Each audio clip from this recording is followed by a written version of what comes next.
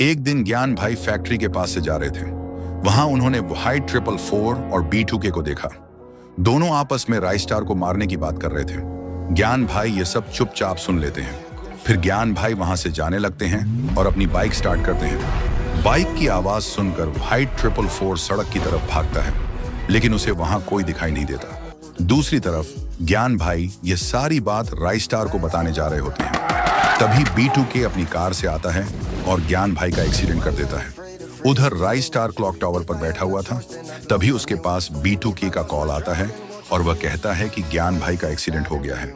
यह सुनते ही राइस्टार तुरंत ज्ञान भाई के पास जाता है। थोड़ी देर में पहुंचकर वह जोर जोर से रोने लगता है। दूसरी तरफ B2K ज्ञान भाई के एक्सीडेंट की बात वाइट 444 को बता देता है।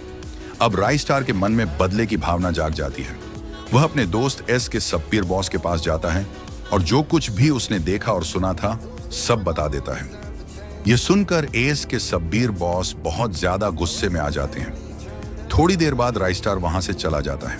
कुछ समय बाद एस के सब्बीर बॉस को पता चल जाता है कि ज्ञान भाई को किसने मारा है। उधर B2K राइस्टार को फैक्ट्री में ले जाता है।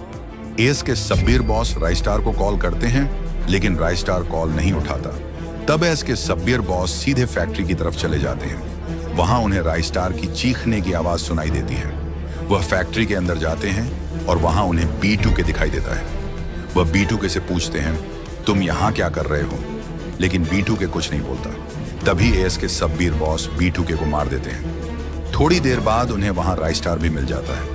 दोनों मुस्कुराने लगते हैं। फ्लैशबैक। तभी ज्ञान भाई राइस्टार से बोलते हैं।